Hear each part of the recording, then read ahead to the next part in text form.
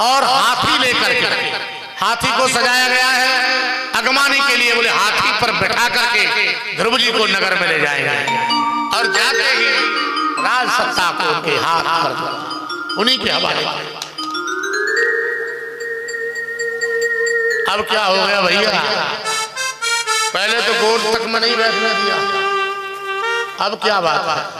ये भगवान की कृपा का प्रसाद है कि जा पर कृपा राम की होई, जा पर कृपा राम की होई, जा पर कृपा करी सब होई, जा पर कृपा करी सब होई, जा पर कृपा राम की होई, जा पर कृपा राम की होई, जा पर कृपा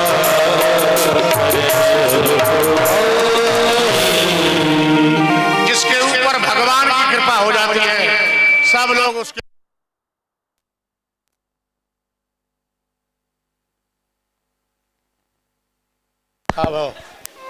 जिसके ऊपर भगवान की कृपा होती है उसके ऊपर तो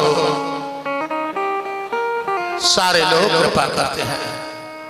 अरे बैठिए, क्या करे, आगे बैठ भी आदत है उन्हें।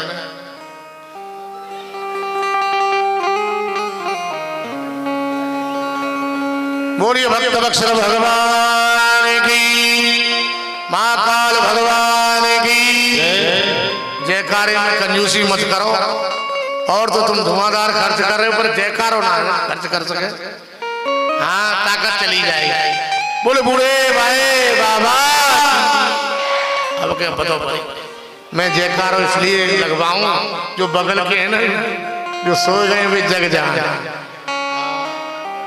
क्योंकि भाई भोजन करके तुरंत आते हैं, अन्न का भी नशा होता है। आज ध्रुव जी को आते देख करके सारे नगर के लोग आए हैं, स्वागत किया है, बैंड बाजे बजवाए गए हैं, फूलों की वर्षा की है ध्रुव के ऊपर, और हाथी पर बिठा करके ध्रुव जी को नगर में लाया गया है। आज अपने पिता को प्रणाम किया है ध्रुव जी ने।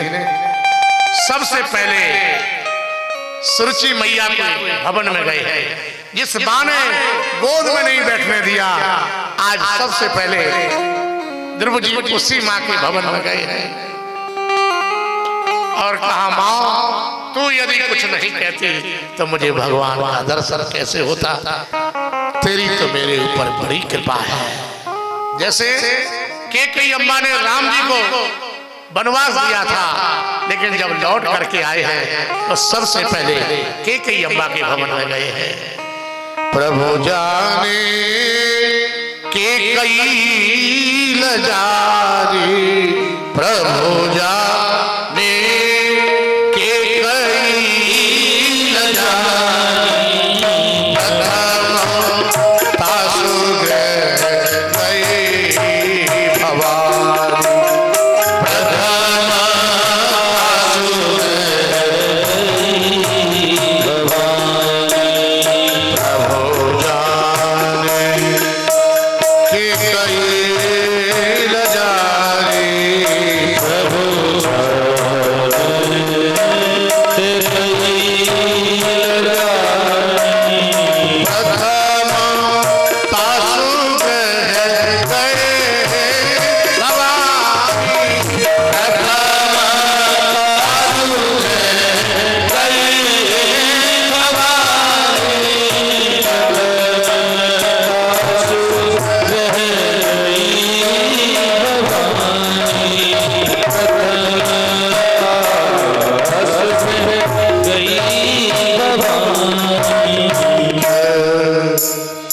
जैसे भगवान राम लौट के आए हैं, कैकेयी अम्बा के यहाँ गए हैं और माँ से कहा तेरी कृपा से आज तेरे राम ने बहुत बड़ा काम किया है, वो तेरी कृपा से होता। आज ध्रुव जी भी मानो सुरुचि अम्मा से कहते हैं माँ बस तेरी कृपा से सब कुछ हो गया। आज राजा उत्तानपाद सुरुचि को लेकर के वन में चले गए और राजगद्दी पर ध्रुव जी को बिठा दिया है। ध्रुव जी राज सत्ता को संभालते हैं। कुछ दिन के बाद में इनके भाई उत्तम आओ मैया लेट आई है और कचरिया की वजह से चली आ रही है। हाँ चुपचाप आओ।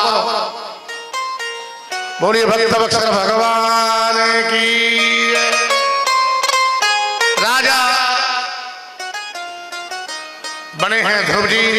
इनके भाई उत्तम को यक्षों ने मार दिया है। आज यक्षों से युद्ध करने के लिए ध्रुव जी गए। क्यों गए हैं ध्रुव जी?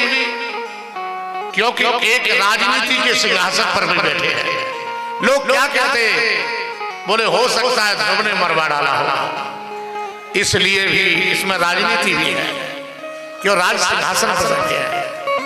क्योंकि भगवान के दर्शन करने के बाद में ये बच्चे इस पे न बैठे, चबूतरा पर न बैठे, ये बालक चबूतरा पर न बैठे। पीछे वालों का भी ध्यान रखो। ए भैया ये ना सुने।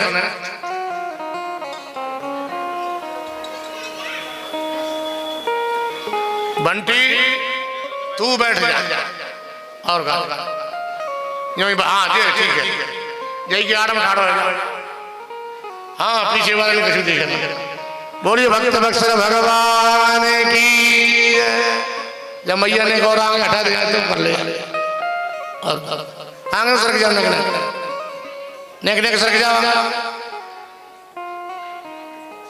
बैठ वो ना आवे तुम पे या कमाल डर रही ठंडो इतनी ठंड है कि ठंडो। बोलिए भक्त बक्सर भगवान की। एक दूसरे का ध्यान रखो। तुम तो आगे आगे बैठ गए सब। आज यक्षों से युद्ध किया है। ये युद्ध क्यों किया है? एक तो राजनीति का इसमें रहस्य है कि एक पद पर बैठे हैं। लोग ये न कहें कि ध्रुव जी राजपद पर बैठे हैं, अपने भाई को मरवा दिया है ताकि राज सेफ हो जाए। दूसरा, इस कथा से संकेत ये है भगवान के दर्शन से ज्यादा महत्व है सत्संग का। ध्रुव जी ने सत्संग नहीं किया है, केवल भगवान का दर्शन हुआ है। आज मनु जी महाराज समझाने के लिए आए हैं। हे ध्रुव जी, तुम्हारे भाई उत्तम को एक यक्ष ने मारा है, तुमने हजारों यक्षों को मार डाला, उनका क्या दोष है? और तुम तो साधु हो, साधु के ये लक्षण नहीं है। तुम तो युद्ध कर रहे हो, हिंसा कर रहे हो। कि नायम मार्गो हि साधुना ऋषि के सानुवर्तिना यदात्मान परांग्रिय पशुबल भूत पेशसं। तुम तो पशुवत आचरण कर रहे हो। तुमने भगवान का दर्शन किया है, ये साधु का कर्तव्य नहीं है। तुमने हजारों लोगों को मार डाला। आज सत्संग सुना है मनु महाराज के द्वारा, ध्रुव जी की समझ में आ गई, लौट करके आ गए राज सिंहासन पर आकर अभिषिक्त हुए। अब मन में विचार आ गया, अब मैं इस राज सत्ता को स्वीकार नहीं करूंगा। वन में चले गए भजन करने के लिए। आज भगवान के धाम से एक विमान आया है। ध्रुव जी के सामने भगवान के पार्षद ने कहा, ध्रुव जी भगवान ने आपके लिए बुलावा भेजा है, विमान भेजा है, बैठिए। जैसे ही ध्रुव जी विमान में बैठना चाहते हैं, एक और देवता आ गया जिसका नाम है मृत्यु देवता। मृत्यु देवता ने आकर के ध्रुव जी से कहा,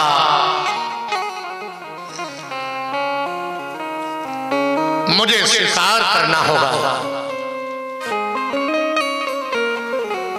तुम कौन हो? बोले मृत्यु देवता। जिसने जन्म लिया है उसे मृत्यु को स्वीकार करना होगा। द्रौपदी जी ने कहा थोड़ा गर्दन नीचे करो। जैसे ही सिर नीचा किया, द्रौपदी जी ने उसकी खोपड़ी पे पैर रखा और जाकर के विमान में पहुंच गए। मृत्यु मूर्धनि पदम गत्वा आरोहात भूतम गृहम। मृत्यु को भी ठोकर लगा करके द्रौपदी विमान में बैठ गई। यह है तपस्या का चमत्कार। सशरीर विमान में बैठ के जा रहे हैं। थोड़ी दूर विमान गया, पार्षदों से कहा थोड़ा विमान को रोकिए, विमान को फिर ले चलो लौटा कर। क्यों? बोले मेरी मैया रह गई, जिस माँ ने मुझे जन्म दिया है, मैं उस माँ को विमान में बिठा के ले जाऊं। पार्षदों ने कहा ध्रुव, तुम जैसे भक्त को जिस माँ ने जन्म दिया हो, उस माँ का विमान नीचे नहीं, ऊपर देखिए, तुमसे ऊपर तुम्हारी माँ जा रही है। द्रौपदी प्रसन्न हो गए, मेरी जन्मदात्री माँ के लिए विमान मुझसे ऊपर है। बोले जिस लोक में तुम जा रहे हो वही ये विमान पहुंचेगा। द्रौपदी प्रसन्न हो गए। ये कथा क्या संकेत कहती है कि पुत्रवती जुवती जग सोई।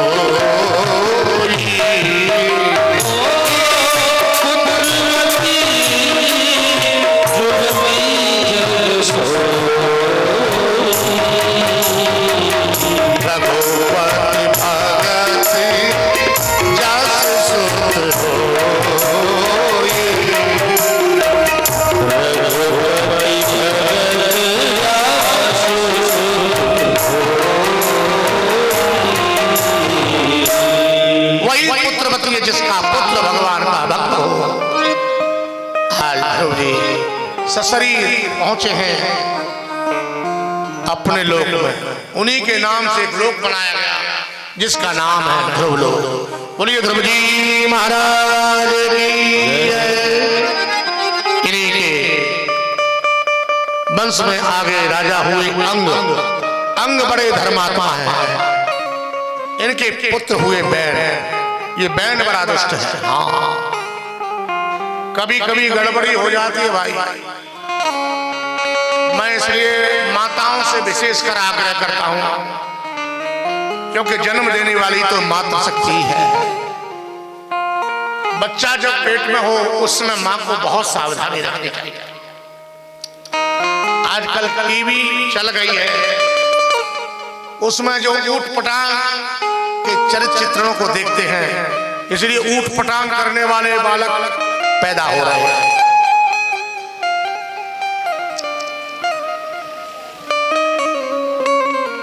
इसलिए माताओं को चाहिए उस समय रामचरितमानस पढ़े, राम कथा सुने, कृष्ण कथा सुने, ताकि हमारे जो संतान होंगे वह संस्कारी होंगे। आज अंग के यहां पर बैन हुए और बैन तो बड़ा दुष्ट है। आज बैन ने जबरदस्ती सिंहासन को छुड़ा लिया अपने पिता से। मुकुट छुड़ा करके बैठ गया राजगद्दी पर। बोले तुम अब बूढ़े हो गए, हम चलाएंगे सत्ता। और सत्ता पर बैठते ही घोषणा कर दी कि न यष्टव्यम न दातव्यम न होतव्यम ध्वजात्वचे इति निवारये धर्म भीरी घोषेण सर्वजा। न यष्टव्यम, न कोई यज्ञ करेगा, न दातव्यम, न कोई किसी को दान देगा, न होतव्यम, कोई अच्छा कार्य नहीं करेगा, और न ब्राह्मणों को कोई भोजन कराएगा। हाँ, समझ लीजिए, ऐसी जिसके अंदर भावना हो वही दुराचारी बैन है। जो धार्मिक कार्य में टांग अड़ाए बस वही बैन है, बैन। महाराज संत और ब्राह्मणों को ये बात पसंद नहीं आई। उन्होंने विरोध किया। तो ये क्या कहता है पता है तुमको? बोले तुम लोग गलत बात करते हो कि बालिसा बतयूयम्मा अधर्मे धर्म मानिना ये प्रत्यदम पतिम हित्वा जारम पति मुपासते। तुम लोग बातें जो कर रहे हैं ये धर्म के विरुद्ध है। बैंड उल्टा समझा रहा है। मैं राजा हूं और राजा में सभी देवता वास करते हैं, इसलिए जो भी करना है मेरे नाम से यज्ञ करो, मेरे नाम से हवन करो, मेरी पूजा करो। बैनाय स्वाहा, मेरे नाम से। इसमें बहुत बड़ी बात कही, जैसे पतिव्रता नारी अपने पति को छोड़ करके जारम पति मुपासना, दूसरे पति से संबंध रखे, ऐसा तुम लोग कर रहे हैं। मैं तुम्हारा स्वामी हूं और तुम कौन विष्णु, कौन ब्रह्मा, कौन शंकर, कौन है मेरे साथ? आज संतों ने हुंकारी मारी है, जल लेकर के सिंचन किया है, बैन गद्दी से नीचे गिर पड़ा, उसके प्राण। लेकिन संत और ब्राह्मणों को फिर चिंता हुई, जब राजा ही नहीं होगा तो प्रजा की पालना कैसे होगी? पुनः उसका मंथन किया गया। एक बौना सा व्यक्ति प्रकट हुआ, बोले ये सिंहासन पर अच्छा नहीं लगेगा। यहीं से निषादों की उत्पत्ति हुई है। किनकी? निषादों की, जिन्होंने भगवान राम की नैया को पार लगाया है। यहां से केवट लोगों की उत्पत्ति का श्रीमद् भागवत में वर्णन मिलता है। इसके बाद में फिर मंथन हुआ। आज पृथु महाराज और रानी अर्ची का प्रकट हुआ है। बोलिए पृथु भगवान की जय। पृथु जी की प्रार्थना करने लगे। पृथु भगवान का प्राकट हुआ। बंदीजन, सूत, ब्राह्मण, प्रजा के लोग जय घोष करने लगे। पृथु जी ने कहा झूठी पढ़ाई मत करो, अभी मैंने कुछ किया ही नहीं तुम्हारे। आज प्रजा को दुखी देख करके पृथ्वी का दोहन किया है, पृथ्वी को धनुष बाण लेकर के डांटा है। तुमने अन्न देना बंद कर दिया। पृथ्वी कांपती हुई गऊ का रूप धारण करके आई है। महाराज मुझे अबला पर प्रहार मत करो। तब पृथ्वी से कहा तुमने अन्न देना बंद कर दिया है, प्रजा के लोग दुखी हैं। बोले मैंने अन्न बंद नहीं किया है, मैंने औषधि बंद नहीं की है, तुम्हारे पिता के पाप के कारण ये सब औषधि मैंने अपने में छिपा लिया। अरे जब हवन ही नहीं होगा, यज्ञ नहीं होगा, देवताओं को कुछ मिलेगा ही नहीं, तो फिर क्या फायदा उस औषधि? इसलिए मैंने छिपा लिया है। मैं गऊ बन जाती हूँ, जिनकी जो वस्तु है सब लोग दोहन कर ले। स्वर्ग की वस्तु को दोहन के लिए इंद्र को बछड़ा बनाया गया। स्वर्ग की सारी वस्तु दोहली गई, ऋषियों को बछड़ा बनाया गया।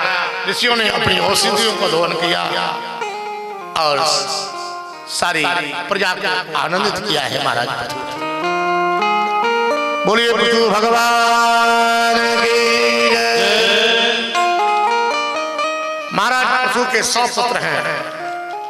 पृथु महाराज ने संकल्प लिया मैं 100 यज्ञ करूंगा, क्योंकि जो 100 यज्ञ करता है वही स्वर्ग का राजा बनता है। माताओं माइक लगाओ, माइक।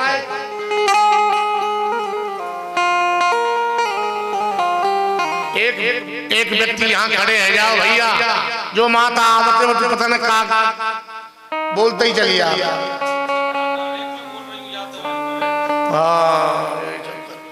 बोले मां के बिहारी लाल की।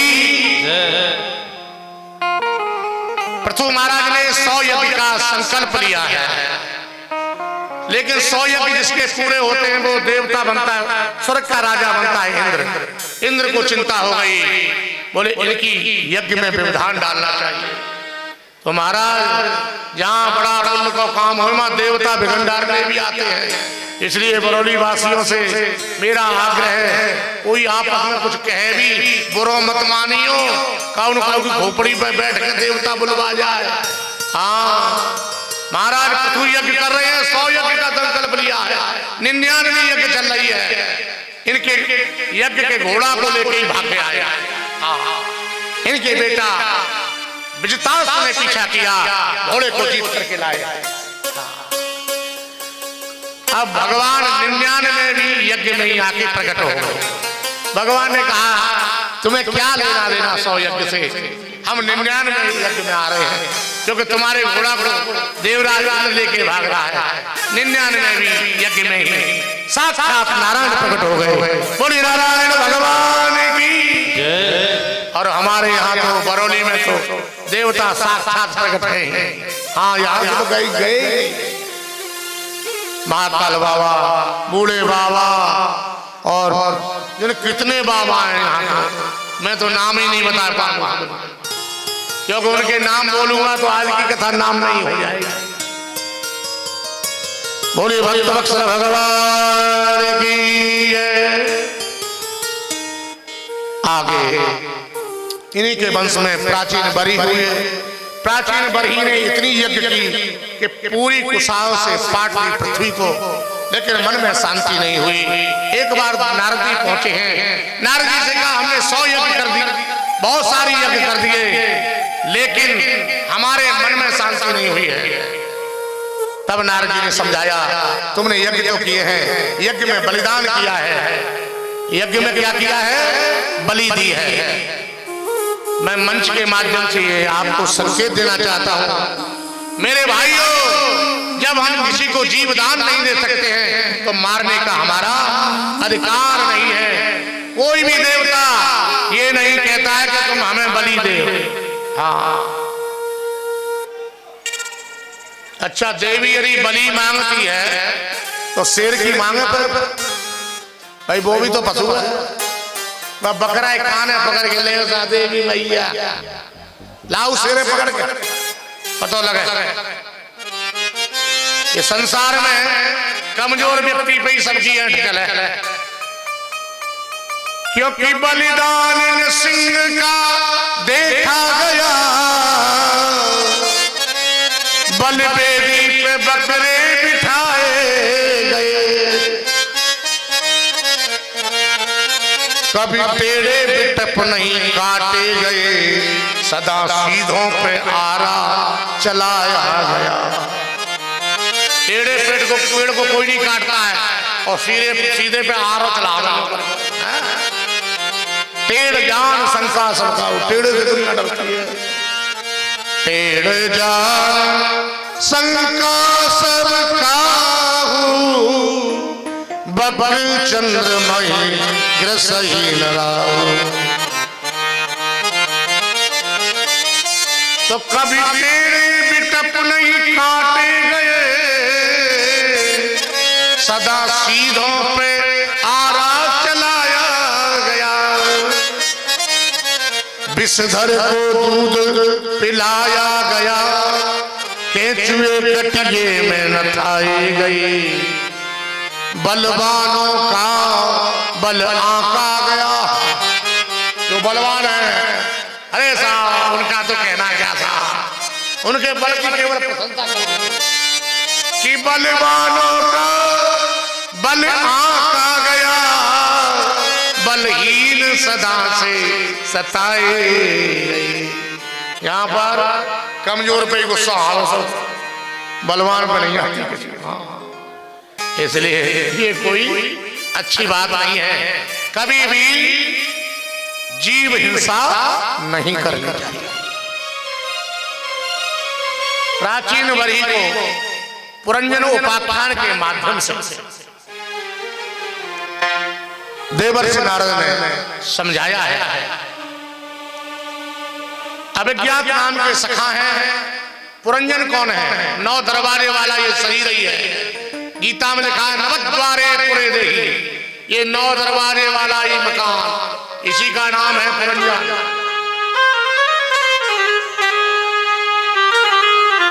और इसकी पत्नी का नाम है पुरंजनी। पुरंजनी माने बुद्धि। और ये पंच फन वाला नाम पंचायती धर्मशाला है साहब। जैसे हम अग्रवाल धर्मशाला में रुके तो ये पंचायती धर्मशाला, हम भी रुके हैं और भी रुकते हैं। 5 फन वाला, 5 फन का मतलब पंच प्राण। क्षिति जल पावक गगन समीरा, क्षिति जल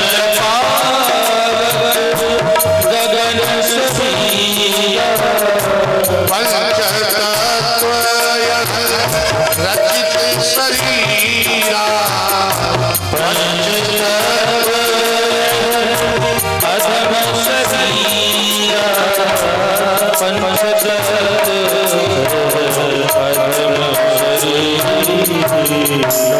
ये पंचायत धर्मशाला है, 5 तत्वों से बनी है। क्षिति जल पावक गगन और समीर। समझ गए कि नहीं समझ गए? जल है, इसमें पसीना आता है ना। यदि जल नहीं होता तो ठंडी के टाइम में आप फूंक लगा के देखो, अंदर से धुआं निकलती है, माने अग्नि भी है, वायु भी है, हवा निकलती है कि नहीं निकलती? वायु भी है, तेज भी है इसके अंदर। पृथ्वी, जल, तेज, वायु और आकाश।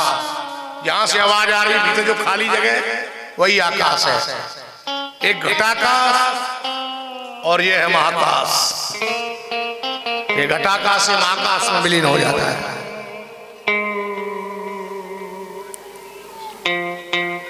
इसी पुरंजनोपाख्यान के माध्यम से समझाया, हे प्राचीन बरही राजा, देखिए ऊपर आकाश में जिन जिन जीवों को तुमने मारा है वो तुम्हें खाने के लिए बिल्कुल तैयार बैठे हैं। तुम मर के जाओगे, जब तुम्हारा सूक्ष्म शरीर जाएगा तब नोच नोच के खाएंगे।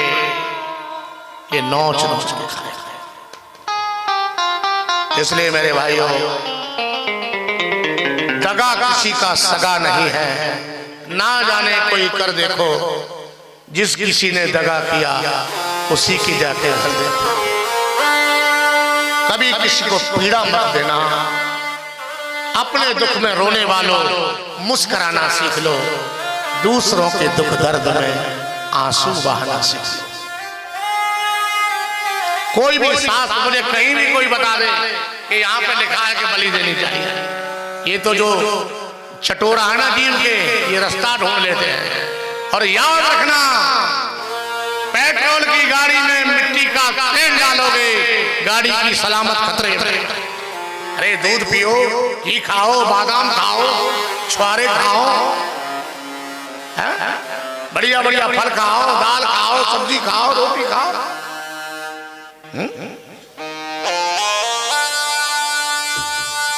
इसलिए जो चीज खाने की है, अरे हम आदमियों से तो पशु भी बहुत अच्छे हैं। हाँ, कितने भी दिनों का शेर भूखा हो, उसके सामने तुम मांस रख देना, नहीं खाएगा। वो भूसा रख देना, नहीं खाएगा।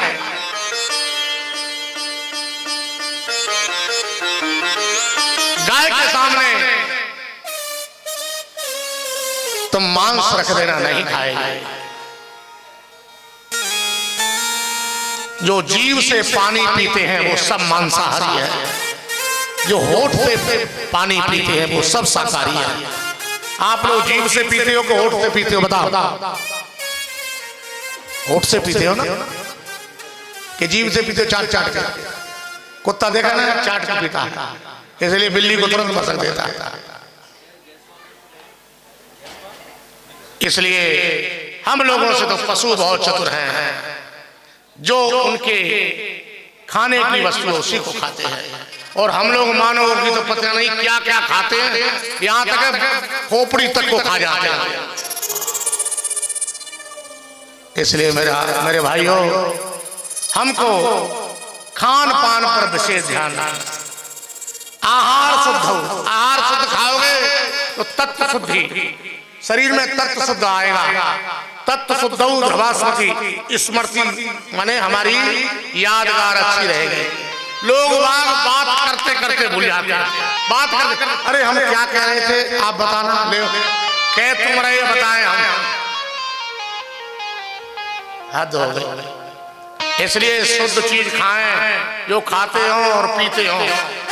आज से महाकाल बाबा के चरणों में ये संकल्प लेके जाएं, ये कथा कुछ सिखाने आई है। हाँ,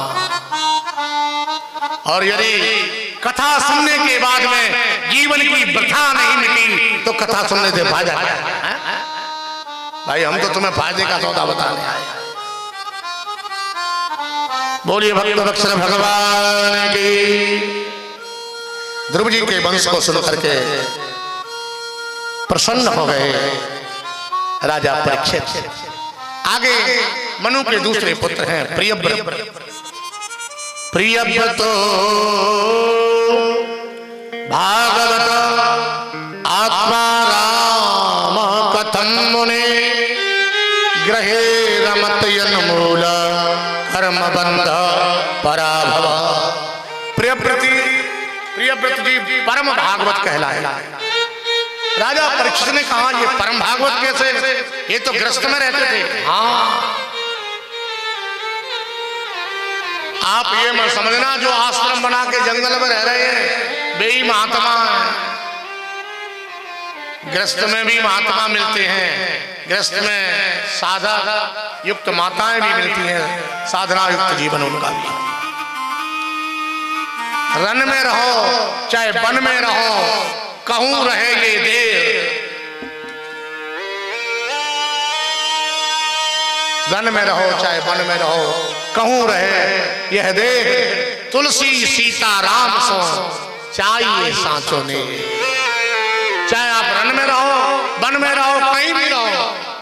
जिस देश में जिस भेष में परदेश में रहो, राधा रमण राधा रमण श्री राधा रमण रहो। जिस वेश में जिस वेश में रहो, राधा रमण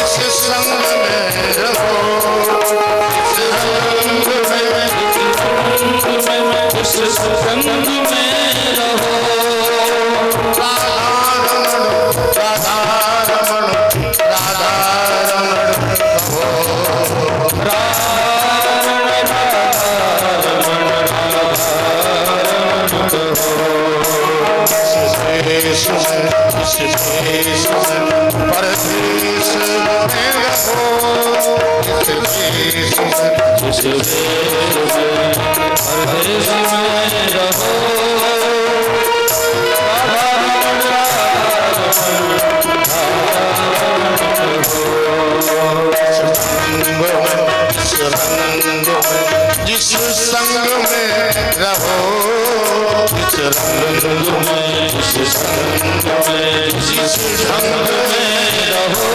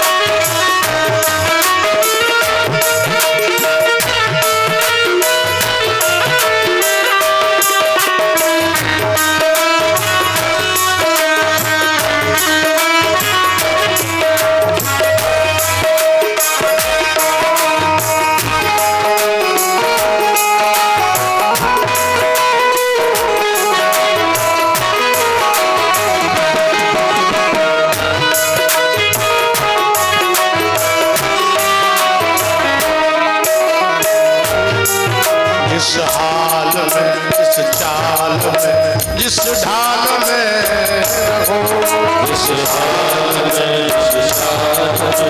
जिस ढाल में रहो, राधा रमण राधा रमण रहो, राधा रमण।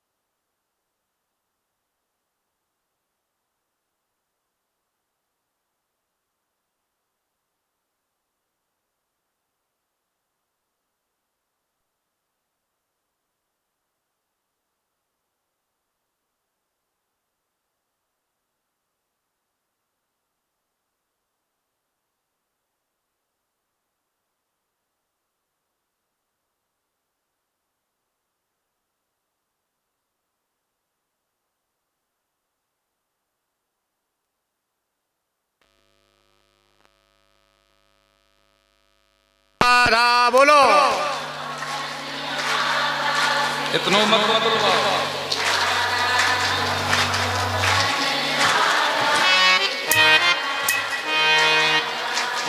बोल भक्त वत्सल भगवान की जय। आपकी आवाज आई तो सुनाई हुई। जिस देश में, जिस देश में, परदेश में रहो, राधा रमण, राधा रमण, राधा रमण। जिस हाल में, जिस चाल में, जिस ढाल में रहो। ये संकेत क्या है? सोवत जागत शरण तुम्हारी। सोते जागते बैठते जो कारोबार कर रहे हो ना, उसमें जीव तो तुम्हारी फ्री रहती है। भाई जीव पे तो कोई धरा उठाई का काम है नहीं। बुराई का काम।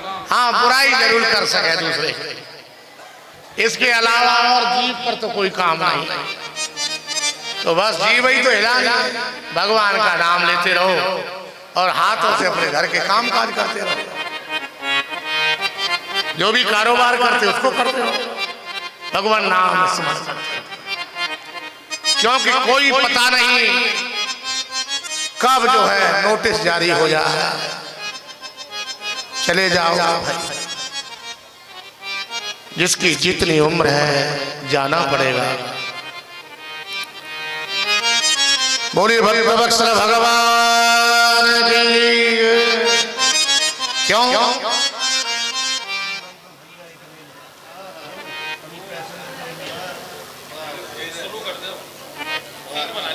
ये जीवन क्या है पता है? एक रेलगाड़ी है, कोई पैसेंजर होती है, कोई मेल होता है।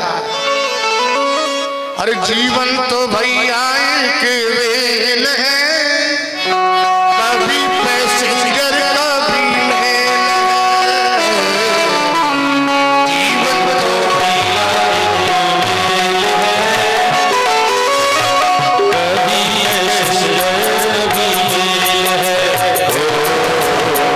जीवन तो